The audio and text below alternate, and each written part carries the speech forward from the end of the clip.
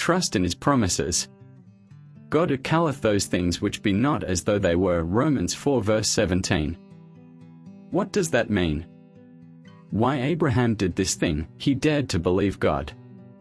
It seemed an impossibility at his age that Abraham should become the father of a child. It looked incredible, and yet God called him a father of many nations before there was a sign of a child. And so Abraham called himself father because God called him so. That is faith. It is to believe and assert what God says. Faith steps on seeming void and finds the rock beneath. Only say you have what God says you have, and He will make good to you all you believe. Only it must be real faith. All there is in you must go over in that act of faith to God. Crumbs. Be willing to live by believing and neither think nor desire to live in any other way. Be willing to see every outward light extinguished, to see the eclipse of every star in the blue heavens, leaving nothing but darkness and perils around, if God will only leave in thy soul the inner radiance, the pure bright lamp which faith has kindled. Thomas C. Upham. The moment has come when you must get off the perch of distrust, out of the nest of seeming safety, and onto the wings of faith, just such a time as comes to the bird when it must begin to try the air. It may seem as though you must drop to the earth, so it may seem to the fledgling.